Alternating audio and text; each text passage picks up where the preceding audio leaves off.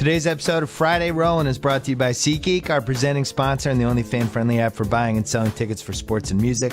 With just 2 taps on your phone, instantly buy SeatGeek tickets to an event and enter that event. No paper tickets. Drop your old ticket app. Use one that's built for 2016. Again, do everything on your phone. Download SeatGeek's free app or go to SeatGeek.com. We're also brought to you by Sling TV, the best way to watch live TV on your turf.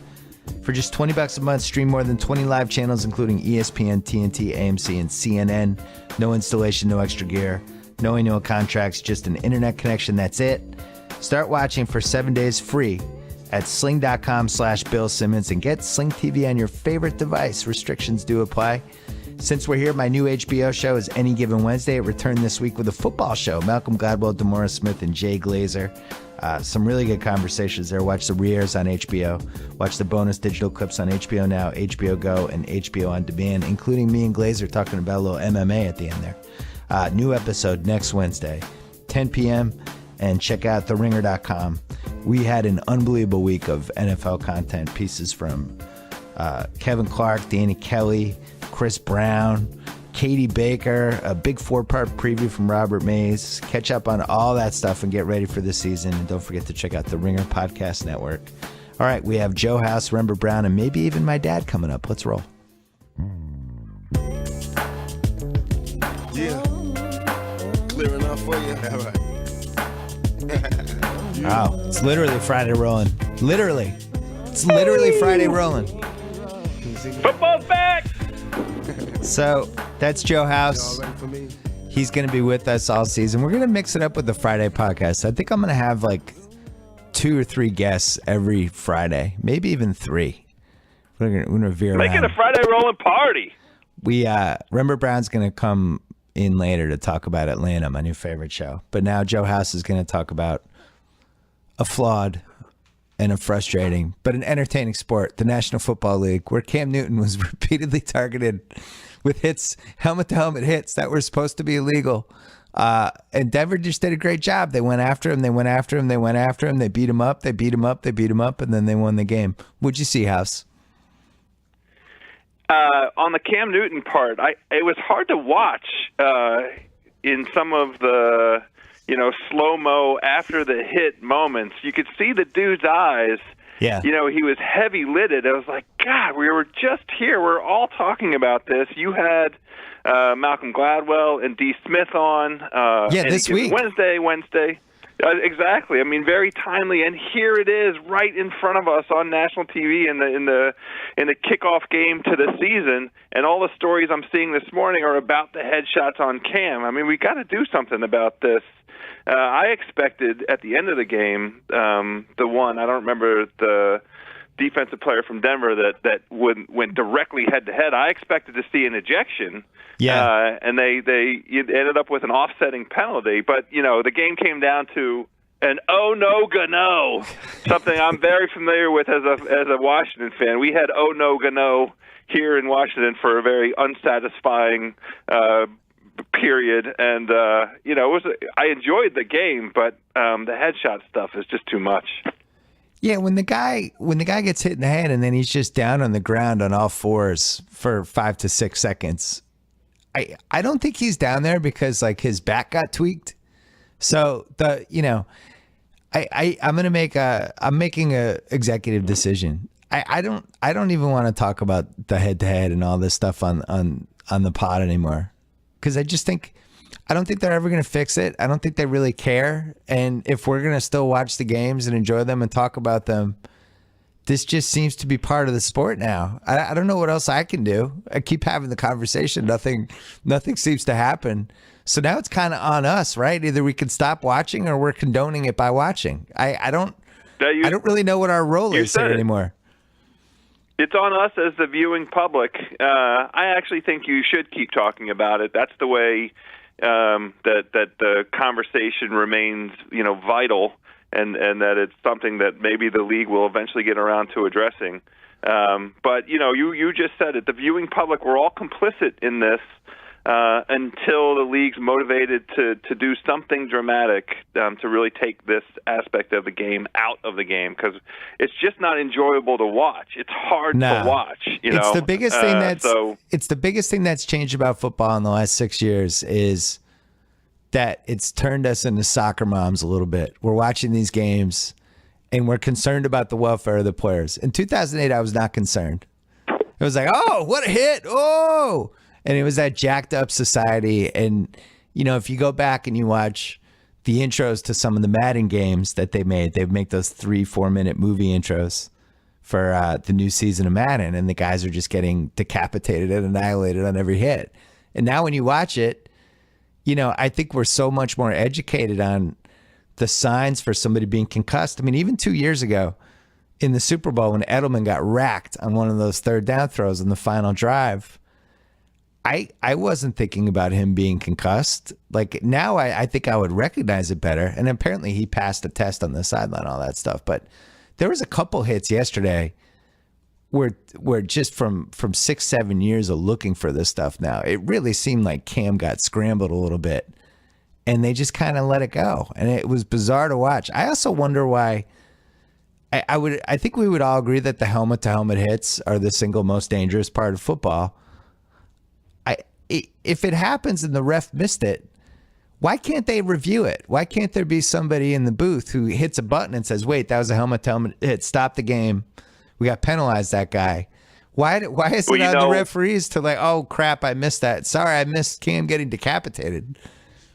They have exactly that convention in college football. Yeah. They have somebody sitting up in the booth, and you can call an after-the-fact penalty, unsportsmanlike penalty, and I think you might even be able to judge an ejection from upstairs in the booth if for targeting. Did you? I don't want to judge. I don't want to just say this happened, but it really felt like Denver was targeting him over there. I watched the whole game. I really felt like Denver, one of their plans was, we're going to hit the fucking shit out of this guy. And oh my God, you just dropped an FS. I did. I dropped an FS. Yes, of course. My response is, of course. He's the MVP of the league. He's the single most important player on Carolina. If he's not behind center for Carolina, your chances of winning the game are better. So, yes, I do think Denver was targeting him. They also have the luxury of an extraordinarily athletic defense. So they had lots and lots and lots of opportunities by way of pressure from the front seven and the secondary to get in there and get some open lines at Cam. That makes them unique. I only think there are only 2 or 3 other defenses in the league that might be able to go at Cam that way. But one thing I was really impressed by, Cam just kept taking those hits. It was an awesome Cam. It was. I love Cam Newton. I think he's becoming one of my favorite non-Boston athletes. I just love that dude. He just kept getting up. It was like, and this is where the hypocrisy comes in, because Diaz-McGregor was one of the highlights of my summer, the second fight. And those guys were concussed 17 different times in that fight each. And I'm like, oh, what a fight. Oh, so, it's just tough. There's these moral quandaries now with watching sports that I just don't. My wife decided to call early, even though I told her I had a podcast. Sports wife. Yeah, we should that should be a sponsored segment on the show. When is my wife going to call and interrupt the podcast? But that wasn't even the two things, and then we'll move on. One is that the cheapest hit that Denver did in that whole game wasn't even on Cam Newton. It was the play when the guy, Kelvin Benjamin's jumping up for a pass with his back to the D-back, and the guy just dove at his knees. He's trying to take out every ligament in both of Kelvin Benjamin's knees. I can't believe that's legal. I don't like it. It was the only way Denver could defend Benjamin. Holy cow! He was awesome. It looked like he could have had 20 catches and 6 touchdowns. It made me think so much bigger. Yeah, didn't it make you think last year, if they had him, I don't see how they don't win the Super Bowl. God, they might have won 16 games. Seriously, it's like I totally forgot how good that guy was till I was watching last night. It's like when we were growing up, there's Harold Carmichael on the Eagles, and he's just kind of, the size he has is freaky. It's tight end size. But so that was one thing. And then the other thing is, it's amazing to me that Cam cannot reach the line of scrimmage because he's about to take a vicious helmet-to-helmet hit from a defender. I'm not the first person to make this point. It's worth mentioning. The ball does not make the line of scrimmage because he's about to get hit by a guy who's launching himself at 20 miles an hour to hit him in the head. And the refs are like, you know what, offsetting penalties. I think offsetting penalties, first of all, helmet-to-helmet hits should be 30-yard penalties now. I've been arguing this for 15 years. I don't know why 15 is the cutoff point for a penalty. Pass interference, you could have a 50-yard pass interference. A helmet-to-helmet where I'm trying to kill the quarterback, maybe that's worth 30 yards. Maybe it's worth 35. But tweak it and make a real penalty, because right now, that's not really a penalty. You can do it once in a game. It's 15 yards. Just don't do it again. You get to stay in the game. I just don't think the penalty fits the crime. You know, like I say, I expected that to be an ejection. I think it would have been an ejection in college. The one thing I will say is I felt like karma-wise, it was payback for the bogus illegal hands to the face call that Denver had experienced on third down. No, it was 4th 2 minutes down. Previous to that. It was 4th and 21. Down, exactly. Yeah. That's right. That's the thing. It's like, because you could come out and say, oh, they should have won because if Gano makes that kick. But the 4th and 21 hands in the face, that game was over. And they lucked out. They pulled that one out. All right, so what did we learn from this game?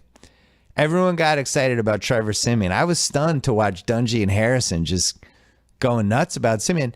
He wasn't terrible. I think, at least I thought there was a chance he was going to completely shit the bed in this game. He didn't. He made a couple plays. He moved around. He looked semi-competent. I mean, he was at home. He certainly didn't kill them or anything, but the reason they won the game was I thought their offensive line, you know, so the way they ran the ball and the way they were able to kind of control Carolina's front seven was the reason they won the game. And yeah, I was really impressed. I thought Denver was due for a post-Super Bowl hangover / drop-off. They looked to be in mid-season form in terms of that offensive line, controlling that line of scrimmage and rushing the ball. What a formula. If this is the Denver, if they stay healthy and Siemian can avoid, you know, hitting linemen in the hands with balls from, you know, he's throwing, then Denver's looking pretty good. I like them at like 12, 13 wins maybe again, because that formula, that defense is right there. Mid-season form, control the game. And the offense was effective. I was really impressed. Their offensive line is definitely better than it was last year. I was impressed that Siemian, I don't know if Peyton Manning handed this down to him, almost like when somebody dies and in their will they give somebody like their coin collection or something. He handed down to Siemian his supernatural ability to throw interceptions that get dropped. And I really thought it was an incredible gift that he gave to Trevor Siemian, because what did the Panthers drop? Tate, how many interceptions the Panthers drop? 3? Yeah, at least 3. 3? Like just like right in the hands, like, oh, how did he not? So if he can keep that going all season, I think the sky's the limit for Denver. And I think they only had like 300 total yards offense. They were down 17-7 with 18 minutes to go.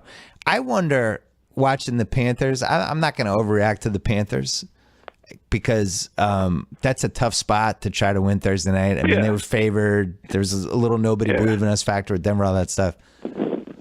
Not having Josh Norman out there has to matter a little bit, right? If you're up 17-7, if you're up 17-7 and you had the same defense you had last year, I'm pretty sure that game's over. And I'm not sure they had the same defense. I thought Denver did a little too much in that game. You know what I mean? They rallied all the way back. I mean, they were able to you know, you just made the point. They also had almost 200 yards in the first half. They nearly equaled Denver did their entire yardage from scrimmage production as they did in the Super Bowl in the first half. But yeah, it was a different Carolina defense. Josh Norman does make a difference. We'll see whether or not he can make a difference for the DC Grudens Monday night. So, all right, let me flip this around the other way. what if that game was a bad omen for the Carolina season? Big winner, Tampa Bay. Right? Oh, you like Tampa Bay. I do like Tampa Bay. I like Tampa Bay, which is going to bring us to our new segment that we're going to have this year. So Callaway, they have the world's greatest irons, right? House, you've hit the Callaway irons. I played them yesterday, Daddy. Yeah, okay. Callaway par 3. Par 3, you're going to hit irons. There's very, very rarely do you break out one of the woods in the par 3. You're going to hit the irons. And if you're using the Callaway clubs, you're blessed because they have the best irons out there. I was 4 for 4 in greens on the par 3. So we're going to go 18 rounds this year. It's really a 17-week season, but I'm going to throw in as either the 17th or the 18th hole, whenever those NBA Christmas games are, we're going to pick 3 of those games. That'll be our 18th hole. Oh, good times. Yeah. Good time. Par 3, what do you think we'll finish? So, let's say there's 54 holes in all. So if you go 30 and 24, you're -6 for the round. What do you hope to have? What would be your dream score? My goal is to be -10, which would be... Oh, you beat me to it. That was going to be my number. Now, so I'll say -11. I like a nice juicy -11. That's what I'm going to go for. Yeah. So what's that? 30. So that's 33 and 21. 43 and 11. You'd have to have a couple ties. Okay. 40. No. Right. 38. God, we're so stupid. We both graduated from college. You have a law degree, I have a master's degree. I can't do any math. I couldn't even figure out 38 and 26. I don't know. All right, we're picking 3 games each. Try not to bogey this first whole house. Who do you have? I like the San Diego Chargers at the Kansas City Chiefs this week. I have as a line the 6.5. Chargers getting 6.5. Is that consistent with what you're? Yeah, that seems it was a little higher and then it dropped because of Jamal Charles, which is strange to me because I don't know how much they lose with Spencer Ware. Right, I have Spencer Ware on my lone remaining fantasy football team. Very excited about Spencer Ware. I am on one of my team. I like the Chargers this week. So a couple interesting things. Kansas City ended up 8-8 against the spread last season. Yeah. And we remember their terrific tear, 10 wins, a 10-win tear at the end. They only beat 2 winning teams in that 10-game stretch. The Chargers last year, all they did was lose close games. 3-9 in games, 1 score or less. I like this little nugget that I pulled out of the interwebs. Phillip Rivers. Yeah. 10-2-1 as a road dog in divisional games. That's against the spread. Andy Reid, not a great record against the spread in home openers. 5-9-1. I like the Chargers getting the 6.5. Is there going to be a test at the end of this podcast where I have to answer those questions? So if I read 5-9-1, no, I'm teasing you. I like to use some numbers, No, I can't do math. Those but are I like good the numbers. The Rivers number is a really good number because I can't tell you how many times he's chapped my ass in a road division game where he they're down 10 and he does one of those Phil Rivers drives at the end. All of a sudden he's waving his hands and you're like, wait a second, am I about to lose my 3-team teaser here? That's Phil Rivers, the ass chapper. I think Sal and I talked about this week. San Diego has the worst home field advantage in the league, but they're actually a little frisky on the road. It's better for them to be on the road than at home in some ways because at home it's a 2/3 filled crowd and you have 15,000 fans for the other team, and I think it bums them out, and it's a depressing stadium, and they might move, and I think their season's going to go south, but this is the week where I could see them getting a little frisky. I think it's a stay away. But that's so you're staying away, but I'm taking the Chargers. That's fine.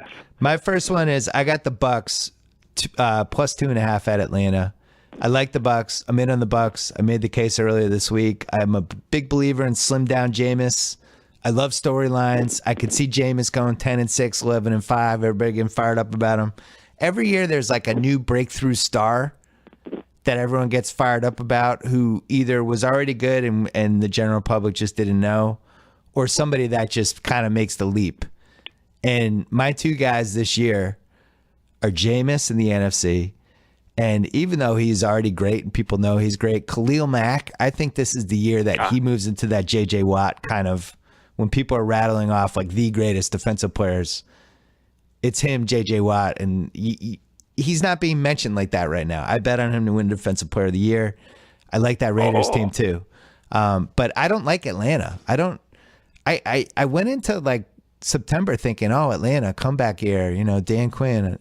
And you look at some of the injuries they've had, some of the moves they've made, some failed draft picks. It's just and Matt Ryan just might not be good, and I just don't see it. And I think Tampa is going to be the sleeper team in that division. So I have Tampa 2.5. What's your next pick?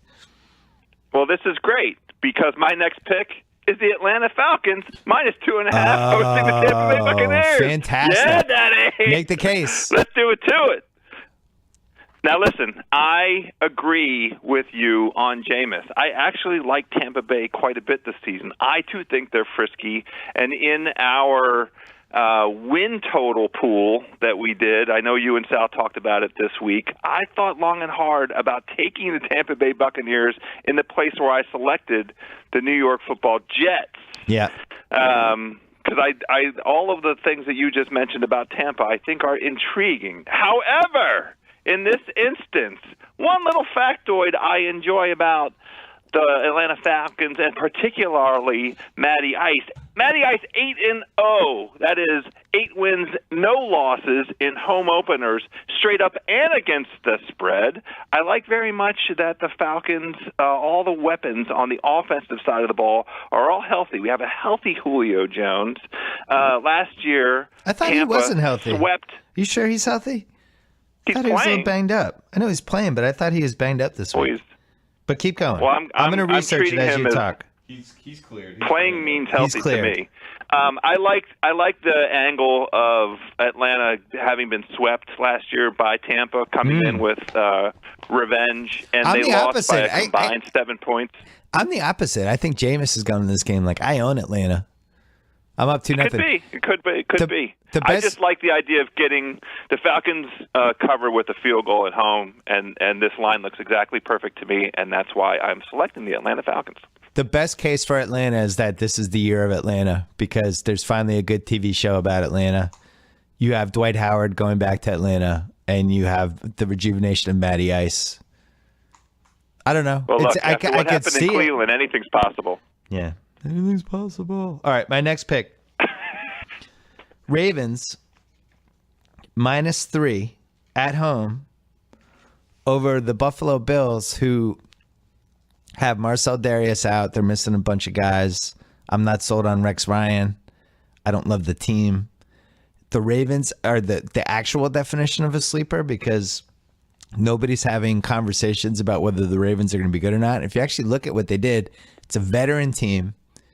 They have a lot of older guys. They kind of roll the dice, and they're hoping all these different older stars are going to stay healthy. Well, in week 1, they're all going to be healthy. I just like the matchup. I think this is going to be one of those where we come out of week 1 and go, wow, why were they only favored by 3 over that maybe not good Bills team? So I'm grabbing them. And also, Baltimore really good at home. Even last year when they had a shitty season, like they were in all of those games. Remember how many games they almost won?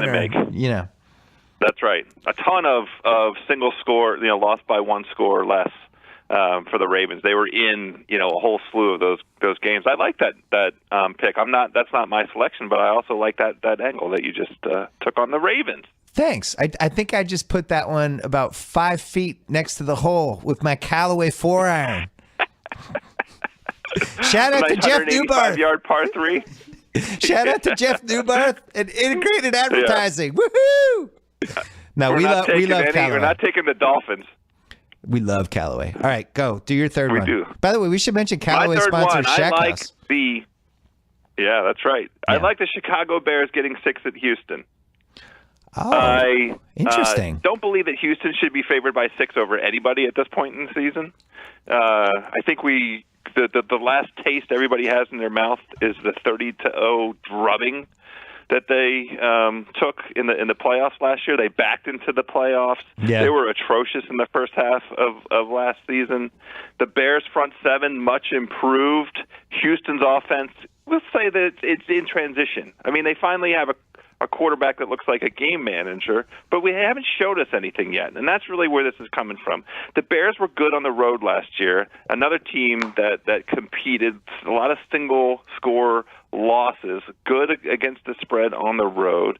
Jay Cutler with some new blood, Kevin White along with Alshon Jeffrey, Jeremy Langford at running back. I'm just The Bears, I think, are in a 7-9 to 8-8 kind of slot this year, and I don't think Houston deserves to be favored by so much. This is a play on the number. I like the Bears getting the 6.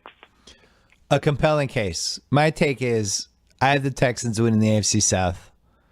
If they can't beat a non-playoff NFC team at home in Week 1, then I shouldn't pick them to win the AFC South. So I can't back you on the Bears. It's okay. I like the points. That's really the angle for me. I had 4 games that I liked for this third spot. And with apologies to the Raiders, plus 1.5. With apologies to the Lions, plus 3.5 in Indianapolis.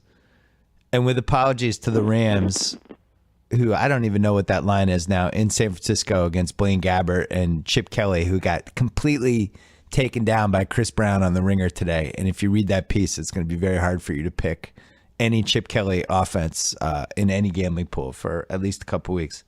So with apologies to all those teams, I am taking the Washington Native Americans plus 3.5 at home against the Steelers of Pittsburgh. Not totally sure why everyone's penciling in Pittsburgh as the second best team. I could see them getting in the playoffs.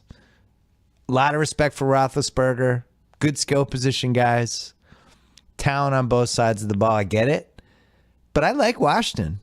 Like if they can't at least come within 3 points in Week 1 against Pittsburgh at home with all the weapons they have offensively, and Kirk Cousins, I like that.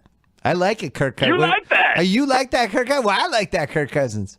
I like that, Kirk Cousins. This feels like a 3-point game to me, and I think Washington could win. I'm grabbing the extra half point.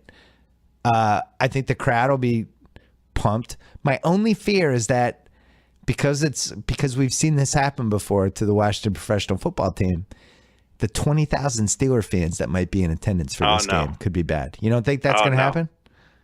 Oh, it's going to happen. The terrible towels. They're going to be showing that crowd. There's going to be a lot of these yellow towels being waved. Maybe Danny Snyder has something up his sleeve to combat the towels. You can't have 20,000 yellow towels swirling around. Maybe we got some white towels or some red towels coming for Monday night. I'm very bullish on the DC Grudens this year. But I have a hard time being rational about it. I can't keep it in my pants. I like it too much, so I'm staying away because I just need to get tempered. Okay. I have my expectations tempered a little bit here by watching them get punched in the mouth a couple times. So I also like the half point, but I'm irrational about the DC Grudens. Yeah. So here's the one thing I'll say. Every week there's one game that I'm just gonna pick because the line looks wrong to me.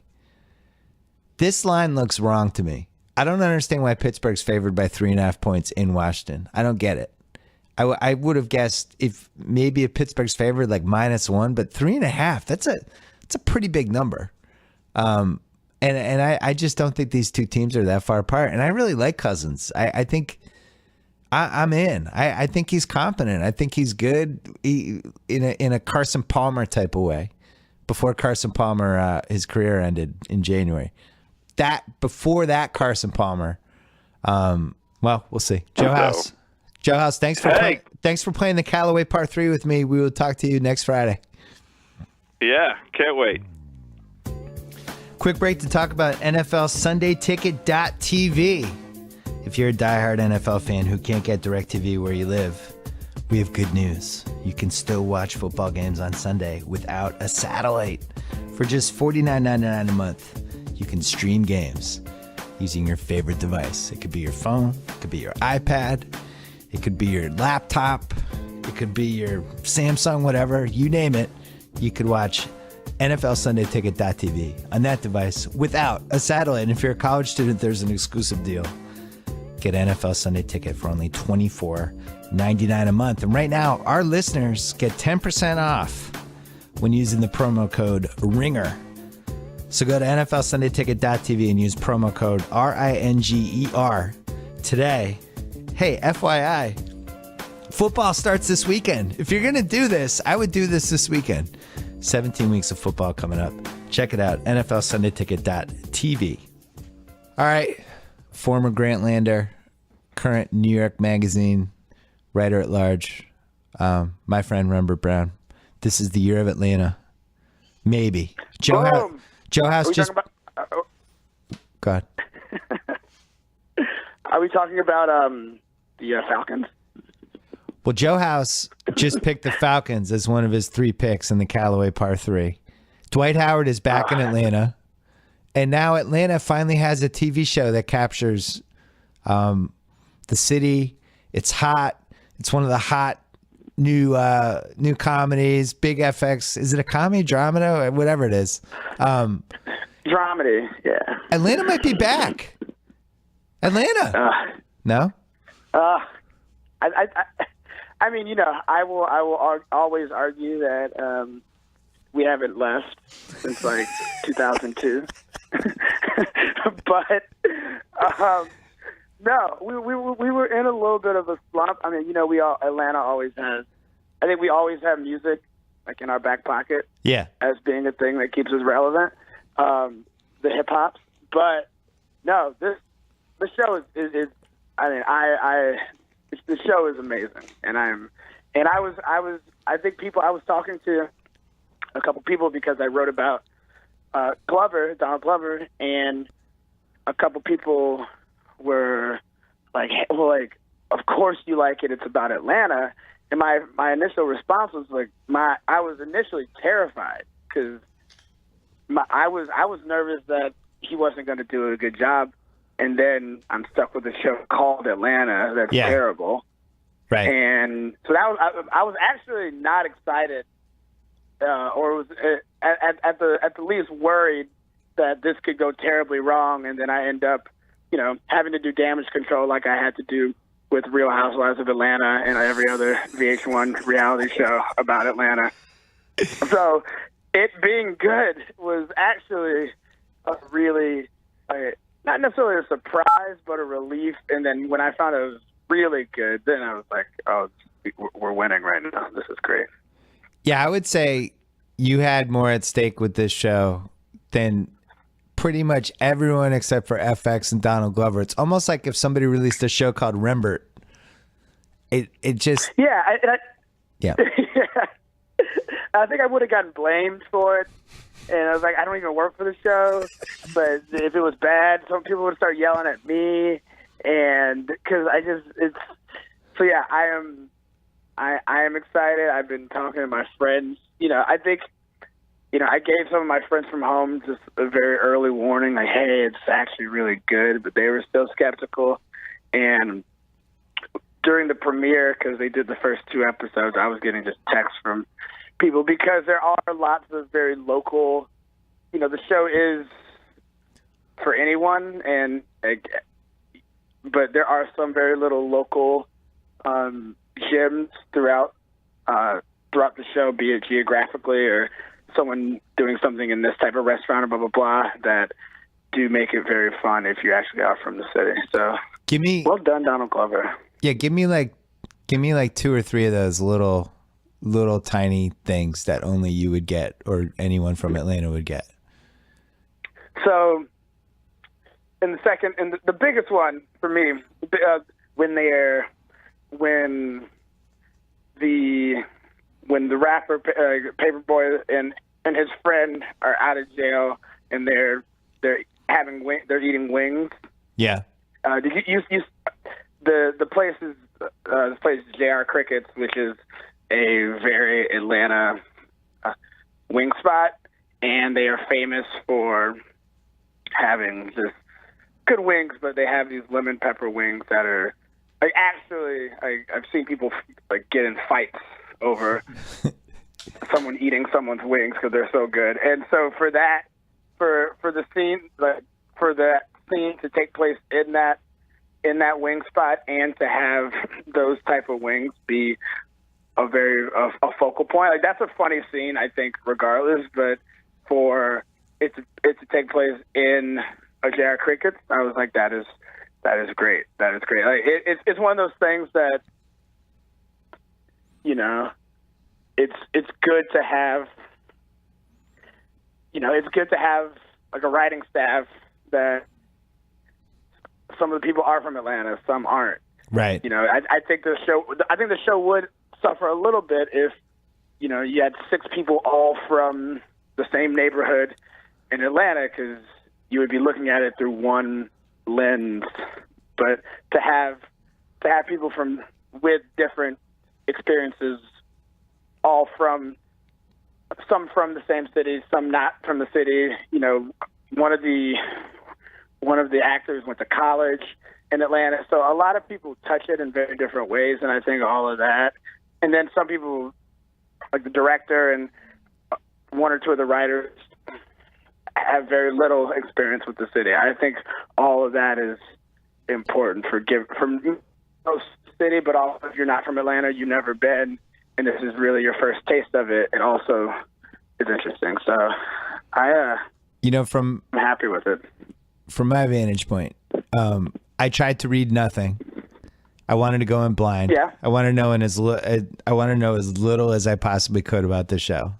I thought it was going to be an hour because it was listed as an hour on my DVR, but it was actually 2 half-hour episodes, which I wasn't expecting. But the things that jumped out for me, Donald Glover is so likable. He's funny, but he's not traditionally funny. He's kind of a puss, but he's strong at the same time. Like, he's thoughtful, but he's dumb. He's all these contradictions in the same character, and I'm just rooting for him the whole time, and I'm not positive why. I didn't really have a lot of background with him as an actor, so he was totally fresh for me.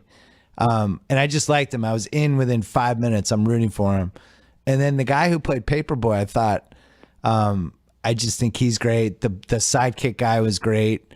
The fact that Clay Davis is Donald Glover's dad in this show, it took me like 10 seconds to, I was like, wait a second. Oh, Clay Davis. I love that.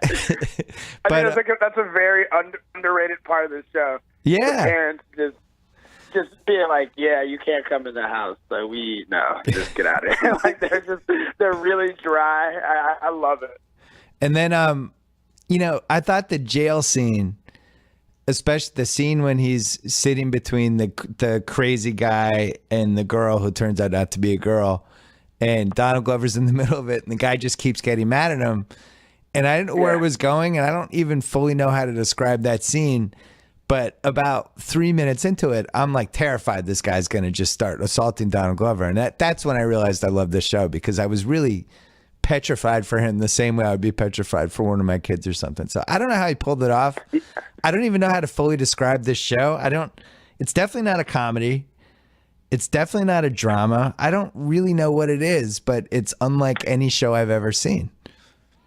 Yeah, I think the reason that it works is because it has moments that straight up are as funny as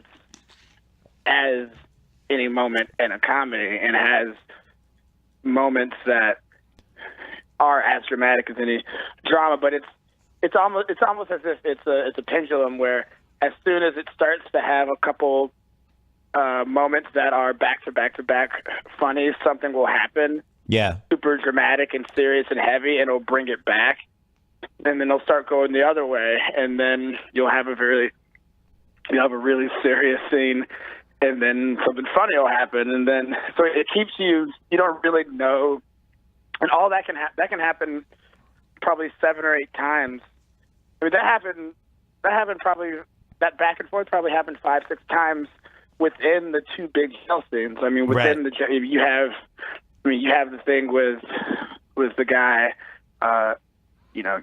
spitting water at the police officer and getting beat. Like, that was not, like, you don't see that coming, and you know, like you're beginning to like. But the thing, the reason that I think the show works is that, okay, if you take a step back, that moment happens, and you know, you have a scene with someone doing something, like a black person in jail doing something very minor, clearly with a mental health issue, doing something, gets beat by a cop. You know, that is in a TV show in a very specific time in history when a lot of stuff is going on. But they don't, it's not heavy-handed. Like, it just happens, and then they never refer to it again.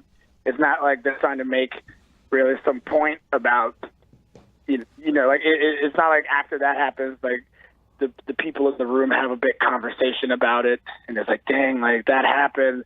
Like, life is crazy, life is messed up. It's just like, it's being topical, but it's not like, oh, this is the police brutality episode. It's not like, you know, which is very much the thing that happens in a lot of TV shows. I think we've gotten used to it where, you know, when shows really want to be topical or be sensitive to an issue, it's a thing that they spend the entire episode on, or, you know, it's very much a thing. I think throughout the show, it's like we're going to highlight things that happen, because a lot of things that happen, but we're going to keep it moving. It's not.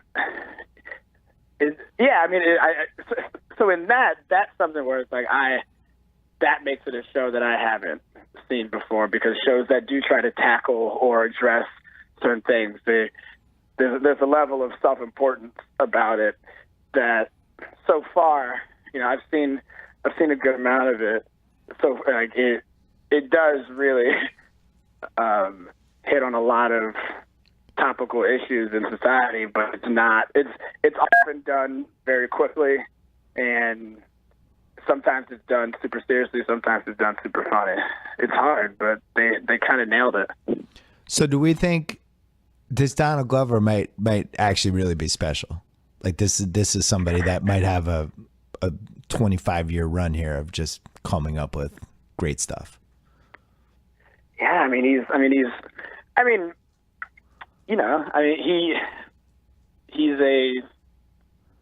found a way to be a successful person in Hollywood and successful in music. You know, that alone is something that a handful of people have successfully pulled off. Yeah, that's a short list right there. That's like 7 people. Yeah. So like that alone, it gives you a long shelf life, like a long the potential to have a long career. But it really seems that he hasn't really cashed in on either yet. Hasn't really done the thing that makes it seem like he's peaked. I mean, I think there was a world where you kind of thought maybe Community was the high point. Well, but he's young though, right? Isn't he like a year older than you? Yeah, I think he's 32. Oh, so 2 years older than you. Yeah. So, but I mean, there's a world. I mean, there are a lot of people who, you know, are on a long sitcom. Yeah. And while they're on that long sitcom, aren't, you know, become known for one role. That can often be a great thing, and then the thing that kind of ends up being your whole career. Right. You get pigeonholed by it. What did you think of? First of all, I actually enjoy the Paperboy song, even though I know it's supposed to be like a tiny bit cheesy. But I think for where you have a rapper where you have to create a name for the rapper that feels realistic, a song that becomes a hit that feels realistic, and then the actor himself has to not only seem like somebody who could become famous, but somebody that I'm just going to become attached to. Those are 3 really hard things to do. And Paperboy, Paperboy's kind of a great name. Like, it's about as good as you're going to get for a TV show for a fake rapper name. No, I as soon as the first episode was over, I had an email from a kid I went to college with, and all it said was, "I need that Paperboy MP3 at now." I was like, "Yeah, it's kind of good." Like, I would kind of throw it on a playlist, like right now. It's yeah. I mean, that's the thing. I mean, and I think that's the beauty of, you know, having like a really small, tight-knit writers' room, but also people, you know, I mean, Donald Glover and his brother and some of the other people in the room, they're in the business of making music. So yeah, it's that's another thing that they have going in their favor. Like they actually had to make a song. They had to make a song that could have just been that could have been a song from an Atlanta rapper that actually blew up a little bit. Like that song is the type of song that that has come out of Atlanta and just kind of become a little hit. But it's hard. That could have been something that, you know, you're not hearing the song all the time, but that could have been something, if it was a non-believable song, could have sunk really the show. hurt the show from the jump. And that's the thing. And that's why it's so impossible to make a good TV show, because there's so many different ways the show can get fucked up. Like, you know, Entourage season 1, I thought Entourage season 1 was actually a good season, but it could never get past the fact that Vince wasn't believable as a Leo DiCaprio type. It just could never get past it. And it was always the albatross and the anchor that held down that show, is I never believed that he was an A-list star. Whereas in this show, I totally believe that this guy could rise from obscurity and, you know, from an Atlanta gas station to becoming like one of the biggest hip hop stars over the course of this first season, because he's believable and the song is good. So anyway, quickly, Atlanta's tortured history in pop culture. This is clearly now the pop culture highlight, I would say, or it's up there. What else is on that list for you? Well, you know, I have a theory that I bring up every time Atlanta loses a sporting event, that we're cursed because we did something to get the Olympics. Yeah, and we're still in the early stages of a 100-year curse. I think this begins to make up for the fact that Atlanta never got the Real World for some reason. How did Atlanta never? Oh my God! I just realized that. How did Atlanta never get the Real World? What happened? I just don't know. I don't know. There are garbage cities that have gotten it twice, and Atlanta has never gotten it. And it is the single rudest thing that has happened in my entire life. I generally think people are like, if we take the Real World to Atlanta, it might be the last Real World because something might happen. I don't know. They took it to Vegas. If they take it to Vegas twice, they can't take it to Atlanta once. I've been seething about this my entire life. Anyway, I think, you know, it's like I feel like Atlanta's pop culture highlights have been Real Housewives. Most of them you have like the Real Housewives, like beloved hip hop. Like you have all those things that genuinely do drive me insane, because when they began happening, people were like, oh, so this is what Atlanta's like. Right. And that would make me lose my mind. I have one for you that's an Atlanta pop culture highlight. The home of Inside the NBA, the best studio show of all time. I would say Barkley, Kenny, and Ernie being in Atlanta, and then Barkley going out afterwards, you know, and Buckhead and all these other places is probably your highlight. That is true. But I those first couple years, I would get little notes of people telling me stories about Barkley and Shaq out show, just terrorizing Buckhead. So you mean like last week? What do you mean like a couple years ago? That's still happening. Yeah, I guess that's not past it. That's literally about to happen. But also, I say like the Welcome to Atlanta video, like the song and the music video, was a big thing, because that was genuinely was that like 2000, 2001? That began like a streak of very big Atlanta songs, but also Atlanta music videos that were in Atlanta that were beginning to, paint this very visual tapestry of what Atlanta looked like, which, was occasionally grimy and occasionally like very ritzy and occasionally very normal, which I think is pretty much the city. And I do think, I think, I talked to Donald about this. Like I was telling him that it's a big risk to not even have the show about Atlanta, but name it Atlanta, because there hasn't been a defining work about the city, but there's depending on the lens that you get pop culture from and sports from and music from, you have a very specific idea of what Atlanta is, and most of them are kind of wrong. So the show almost has this responsibility of actually doing right by the city and showing all, like the true sides of it, not just the side that makes a music video interesting or makes a reality television show interesting, or what you see at a Hawks game when Raptors there, or a Falcons game, or Braves, like all that stuff. There's so many different things to like. I mean, I think it's really important that his character worked at the airport, because that's one of people's very real connections to Atlanta, the Atlanta airport.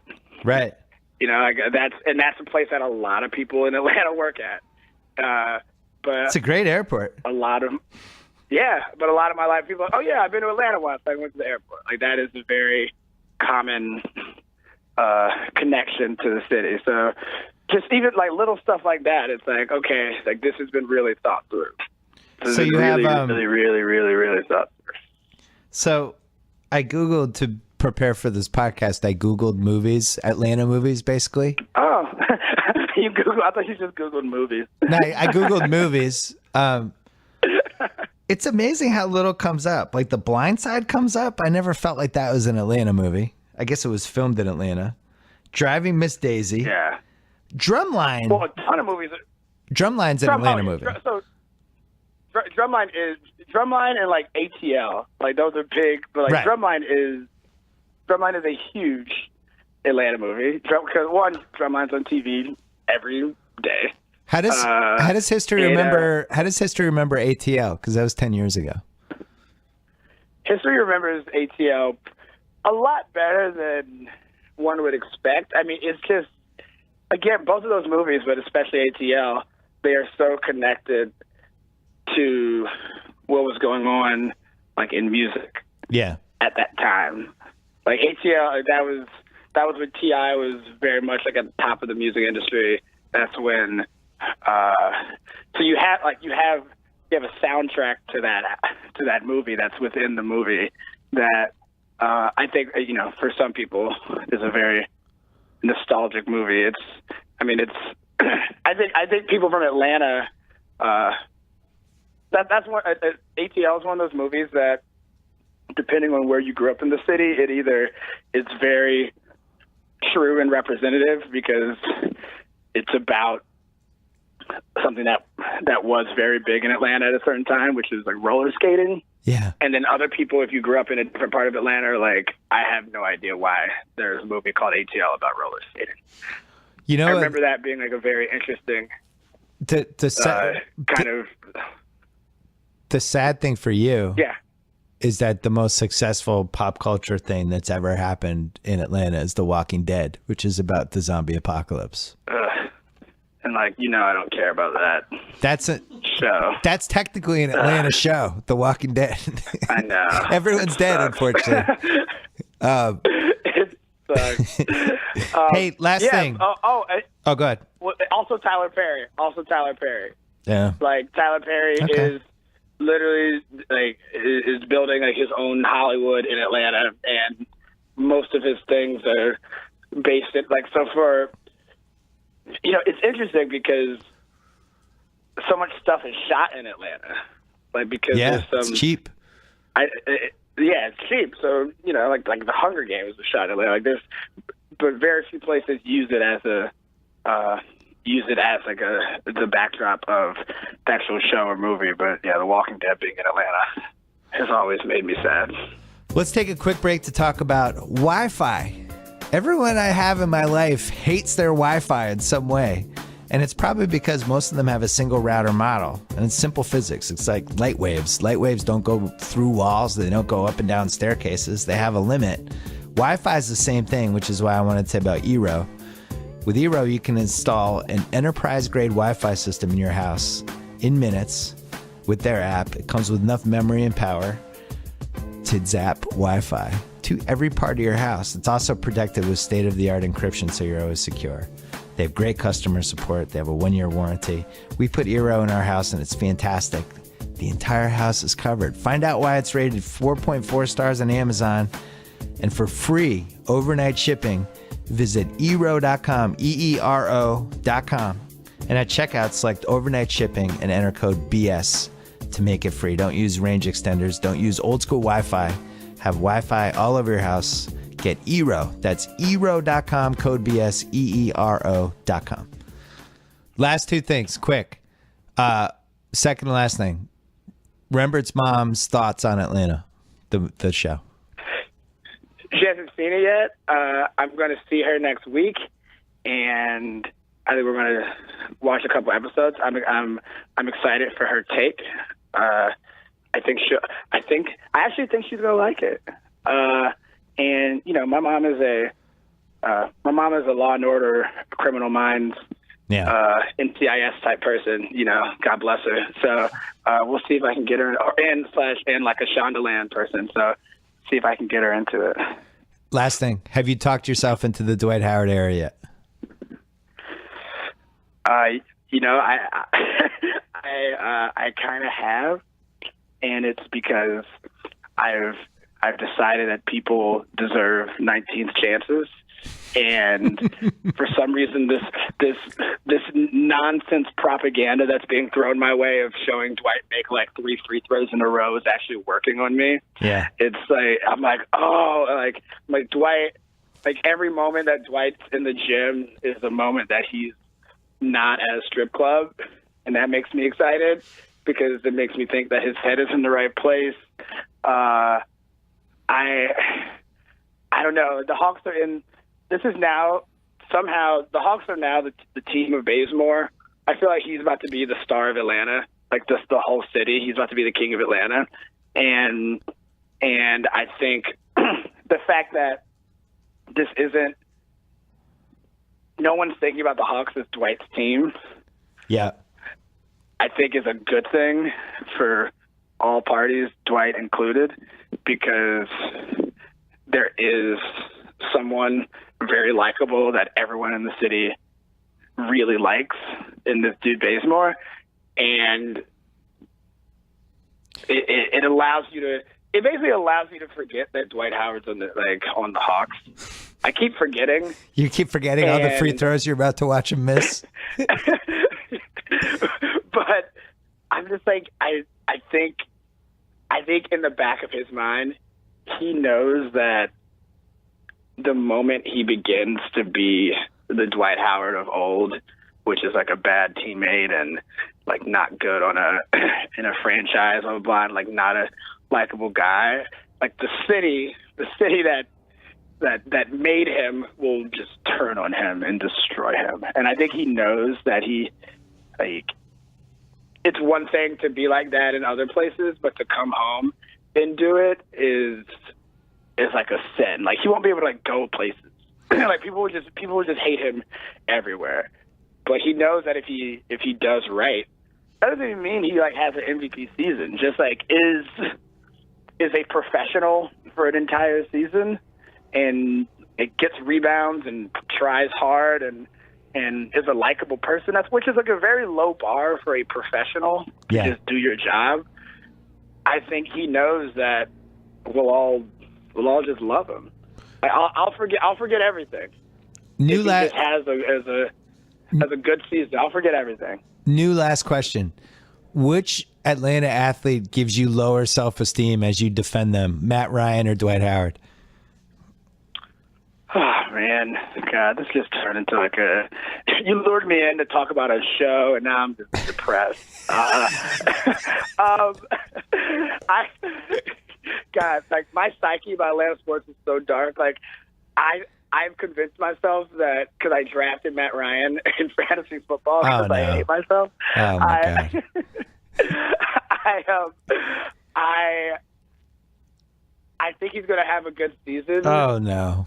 For no other reason because he's had such bad seasons. Like it's like video game rules where if like you start to do bad, the video game starts to make you like makes you like complete passes and make 3-pointers from the other side of the court again just to bring you back. I just think like if Matt Ryan had a good season last year, I'd be like, oh no. So it's like a reset button this year. All right. Yeah, so I think it's like, okay, this has gone bad. He's like no one is expecting Matt Ryan to do great things, which have been the moments where he's just suddenly become like a top 8 quarterback again. So I'm hoping that he just decides maybe him and Dwight get lunches or something. And they kind of pull each other up. I don't know. What's amazing, it's all delusional. Yeah, what's amazing is you made basically the same kind of half-assed case for Dwight and for Matt Ryan at the same time. You insulted them as you gave yourself hope. You talked about them turning it around, but that you also didn't believe they would, but you also believe they might. And I don't know, maybe they're linked together. The only thing that's going right for me right now is I came into this baseball season, the last season of the Atlanta Braves in the city of Atlanta before they move out to the burbs, saying, I hope that karma is real and they just have a terrible season and are the worst team in baseball. And it just absolutely came true. Congratulations for that, at least. The Braves are. I've gotten to the point where the best thing that's happening in my sports life is that the Braves were as bad as I wanted them to be. This is a very dark time for me. It's a very dark time. And you're 2 months away from losing your favorite family, the Obamas. Although I think I have a feeling Sasha. This is the worst podcast. I'm so sad. I hate this. I have a feeling Sasha and Malia are going to continue to be in our lives, though. It seems like they're spreading their wings a little bit. I'm excited.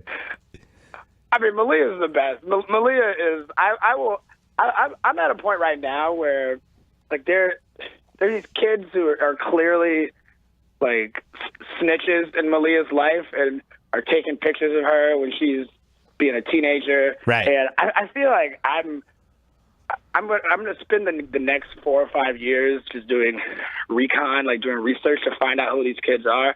And then when they get to be in their 20s, I'm just going to like fight them. Like, I'm going to find them and I'm going to fight them. Like Liam Neeson had taken. I'm going to basically Neeson. I'm going to be Neeson. And I'm just going to dedicate my life to finding the people that have been snitching on Malia this summer. Yeah, I mean, that's kind of, I think that's my truest career trajectory. It's just defending the Obama girls without them ever asking me or knowing. I'm just like, someone has to do this. It's so rude. Well, it's so rude. The Liam Neeson of the Obama family, Rembert Brown, thank you so much. Good luck with Dwight and Matt Ryan, and congrats on a possible Atlanta resurgence. I appreciate it. Thanks, Bill. All right. Before we call my dad, I'm starting to get a little hungry, which is why it hurts to do this next read for Blue Apron. Because Blue Apron makes me hungry. It's delicious. And it's your best excuse to stop wasting money on expensive takeout. For less than $10 per meal, Blue Apron will deliver you all the fresh ingredients you need for a delicious and healthy home-cooked meal. They have the highest standards for ingredients. They build a community of home chefs that has no rival. Some of their meals available in September include paprika spiced shrimp and cheddar grits with tomato and sweet corn, or spicy chicken stir fry with baby bok choy and sesame ginger cucumber salad. Right now, get your first 3 meals for free with free shipping. Just go to blueapron.com/BS. Blue Apron. It's a better way to cook. And now here's my dad. All right. We'd be remiss if we didn't start the 2016 NFL season without briefly calling my dad for his thoughts on the New England Patriots season. Dad, how are you? I'm good. How are you? How you feeling? 11 wins, 12 wins, 13 wins, 9 wins? Where are you? I'm at 12 wins. 12 wins. Okay. 12 wins. I know Arizona is going to be really tough on Sunday night, but then we have 3 home games, and I can see us going 3-1 before Brady comes back. And actually, I almost would say 13-3. Wow. Confident. But I am confident. I like this team. I think it might be the best defense we've had in a long, long time.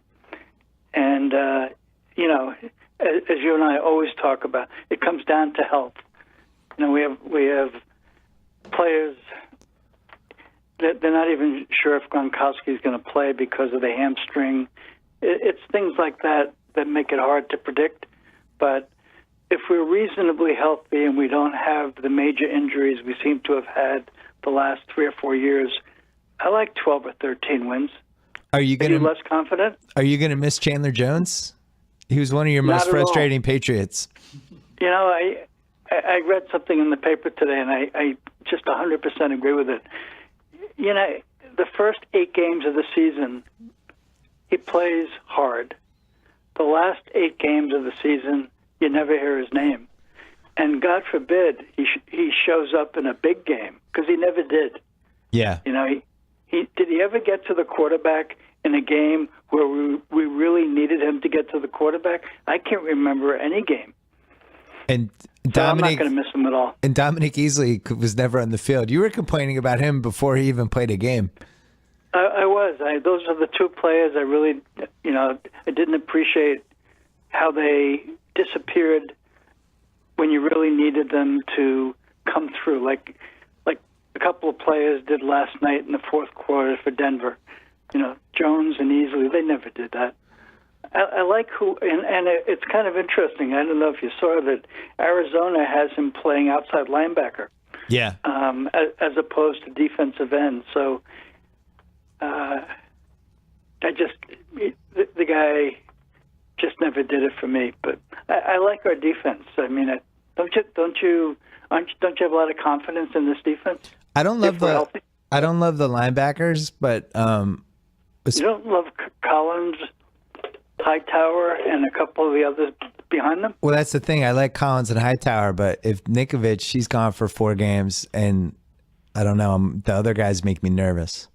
That would be my one fear going in these first 4 games. The D-backs are about as good as we've ever had. We always have the whole Belichick run. We've had a hole in D-backs somewhere, and this year it doesn't seem like we have a hole. And the D-line's good too. No, it doesn't. It seems like we have a lot of depth too. If a couple of guys get nicked up, we have a couple of guys to bring in right away. I like our safeties. I like our cornerbacks. And I'm more confident in the linebackers. I just think our defense is going to be terrific. Scoring points until the 5th game when Brady returns, that's the real unknown up here. Yeah, the running backs. House and I had talked about the running backs briefly. The running backs might be the worst set of running backs in the league until Deion Lewis comes back. And then I was so fired up for Martellus Bennett, and I thought we were going to be unstoppable, and maybe we are, but the buzz has been kind of mixed with him in training camp. I thought it'd be more exciting. Talking preseason. Yeah. You're talking preseason games with 3 different quarterbacks throwing to him and Gronkowski not on the field. Yeah. I mean, so I'm not sure you can really. I'm not worried the way that I think some people are, but. And neither of us like James White. I can't stand seeing him on the field. Let's hope he turns it around. All of a sudden there's a lot of enthusiasm up here for the undrafted rookie DJ Foster that he'll take some of White's minutes. Ooh. You know, the concern is obviously picking up the blitz when you bring in a young player like that. But what about? there's a lot of buzz up here for the Patriots. Well, there always is a lot of buzz. Are people confident in Garoppolo or no? You know,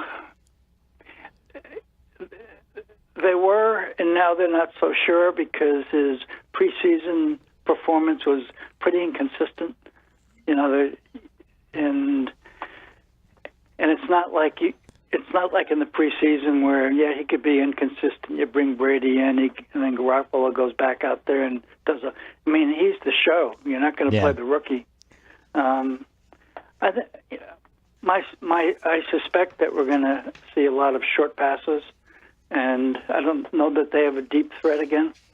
I mean, once again, our team doesn't seem to have a deep threat, which we seem to be the only team in the league that never has somebody that can stretch the defense. So I think we're going to see a lot of two tight end formations over and over, two tight ends. Yeah, but Belichick is probably the greatest football coach of all time. His track record with drafting receivers since the Deion Branch pick it's almost impossible. I think we've taken like 11 receivers. I think we took 11 receivers from 03 through 2015 or 04 through 2015, and none of them made it. I think the only one that made it was Edelman, who they drafted as a quarterback. Slater made it as a special teams guy. He's not actually a wide receiver. So then this year, who's the guy? Malcolm Mitchell? Malcolm Mitchell, who's been banged up, Yeah. He seemed exciting, but he hasn't been healthy. Right. That's right. You know, they had a great comparison in the paper of the wide receiver over the past 10 years, the wide receivers picked by the Patriots versus the wide receivers picked by the Pittsburgh Steelers. Yeah. All in the same drafts as they went through year by year. Yeah, the Steelers had like 6 guys. And almost every single one of the guys the Steelers picked, we could have picked. Right. They weren't in front of us in terms of picks. We could have taken them, and we always seem to, as you said, we really have missed on picking wide receivers. Makes a huge difference in your offense, obviously. He seems like he keeps getting seduced by the same type of guy, like those 6'2" athletes who have the raw tools, but they haven't put it together yet. And then in free agency or wherever else, we always end up with those slot receiver, kind of heady, know what they're doing guys. But we've never been able to draft them. And like Antonio Brown, Emmanuel Sanders, like these guys were sitting there and they just haven't been able to get lucky. They haven't been able to get lucky, but also one of the criticisms up here is that Belichick relies much too heavily on the combine statistics. Yeah. And that doesn't always translate to a smart player or a player who can learn a complicated playbook or just as instinctive in terms of getting open.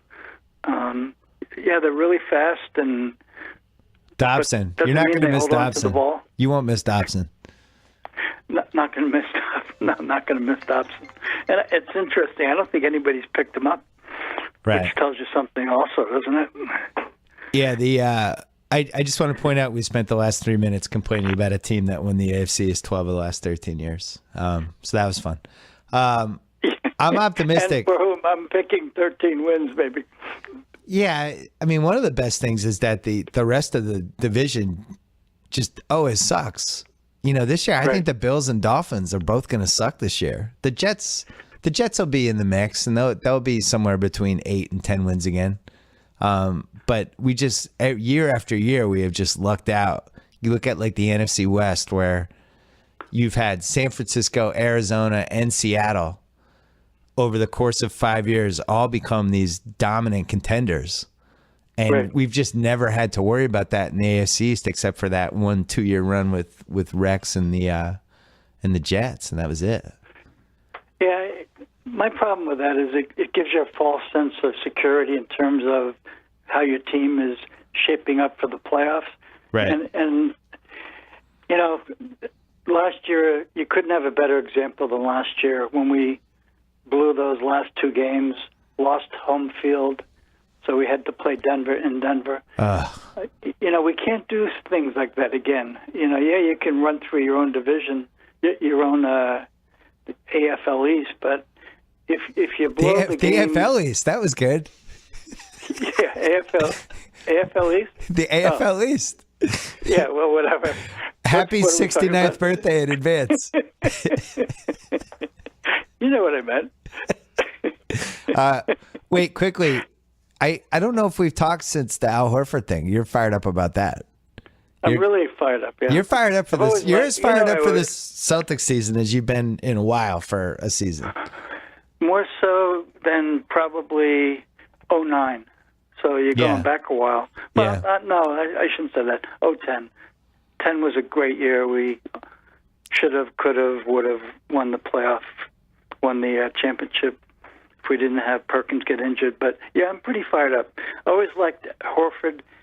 He's a real team player. He brings to the table all those things that you actually wrote about in the book of basketball. Oh, thanks for the plug. The other players already love him. They've been working out together. We're still a player short, and I'm still not convinced that there's all kinds of rumors about Philly needing to unload a big man. I wouldn't mind taking one of those big men, so I'm not sure what it would take. You've liked Okafor for a while. I have liked Okafor. Philly messed up because Philly should have known that they were going to be in this predicament in June, and that was my argument for not doing anything in June, because at some point Philly was going to get close to this NBA season and go, oh shit, we have 5 big guys. We can only play 2 of them at the same time. This is a disaster. And I think that's happening now. Yeah. So my dream would be to steal Okafor for Terry Rozier and some crappy first round pick. It's not, you just don't know. I mean, they might have a fire sale for one of those guys. Well, yeah. I was kind of laughing. They re-signed Elton Brand. Yeah. How many big guys can you have on one team? It's almost like they signed him as a coach.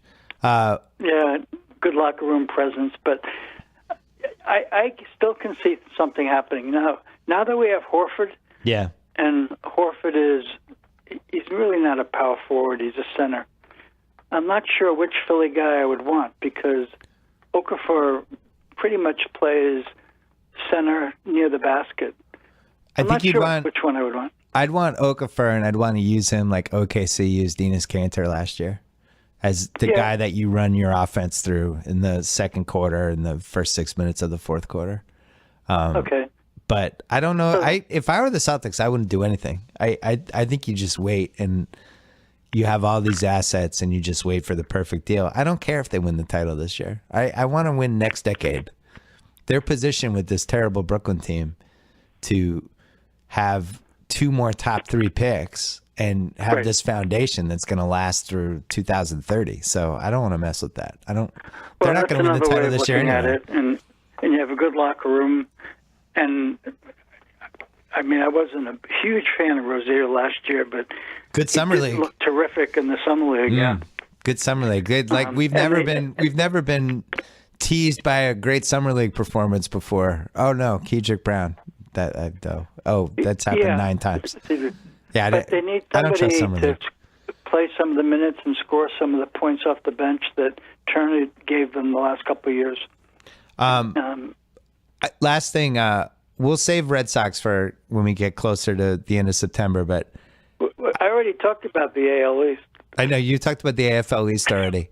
I just want to say that you didn't totally have my back on Sunday when everybody wanted to go out for brunch, and I refused to leave because I thought there was a real chance that Eduardo Rodriguez was going to no-hit the A's, and you knew I was right. But I thought you deferred to your wife and my wife a little bit and made it seem like I was the bad guy. And I didn't appreciate it because Rodriguez almost did throw a no-hitter. And I don't know. I just expected a little more. I expected we'd be doing both. As soon as he gave up that hit, I thought we'd be jumping in the car and heading to brunch.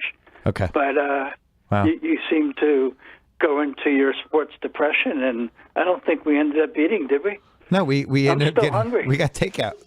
I'm still hungry. I thought that was it. That A's team is so terrible. I thought we were going to get to watch a no-hitter together. We didn't watch Derek Lowe together. We didn't watch Hideo Nomo together. I thought that was going to be the one. I think I told you I've never seen. I've seen a replay of a no-hitter. I've never seen a no-hitter actually sitting watching a no-hitter. You fell asleep. The first. You fell asleep for Hideo Nomo. I remember. I called you after, or I called you before, or something happened, and you missed it. You just flat out missed it. I didn't. I don't. Obviously, I don't recall ever seeing it, and I vaguely remember Hideo Nomo. Well, that was the thing. We'd been waiting for a Red Sox no-hitter my whole life, and then Nomo showed up from the National League. Nobody had any sort of history with him, and he was the one that did it. It felt kind of, I don't know. It didn't feel like a real one. And then Lowe did it at Fenway, and then that felt like the one. I do remember being in my car, and it was about 7 years ago or so. And I think Schilling was in the ninth inning with a no-hitter. Yeah. And I was listening to the radio, and I pulled over to the side of the road, and I was getting all ready to cheer. I wasn't watching it, obviously, but at least I was listening to it. And he gave up that hit with one out in the ninth inning, I think. Yeah. So that's as close as I came to live participation. Well, thanks for throwing me under the bus. I still would have liked to have brunch on Sunday. Yeah, thanks for that. Dad, enjoy the AFL East this weekend, and we'll talk to you later in September when the Red Sox get closer. All right. I'll talk to you during the game Sunday. All right, see you. Thanks so much to Sling TV, the best way to watch live TV on your turf. For just $20 a month, stream more than 20 live channels, including ESPN, TNT, and AMC. No installation, no extra gear, no annual contracts. Start watching for 7 days free at sling.com/Bill Simmons. All you need is an internet connection. Restrictions do apply. And also, since we're here, thanks to HBO Now, HBO Go, and HBO On Demand. That's where you can watch complete episodes and bonus clips from my new talk show, Any Given Wednesday. I would encourage you to watch this week's discussions with Malcolm Gladwell and DeMaurice Smith from the NFLPA, because we talked about a lot of stuff that became even more relevant when you watch Cam Newton take 7 head-to-head hits during that game. We have a new episode coming next week, Wednesday, 10 p.m. on HBO. And thanks to TheRinger.com and the Ringers Podcast Network. Thanks to my dad. Thanks to Rumber Brown. Thanks to Joe House. We will see you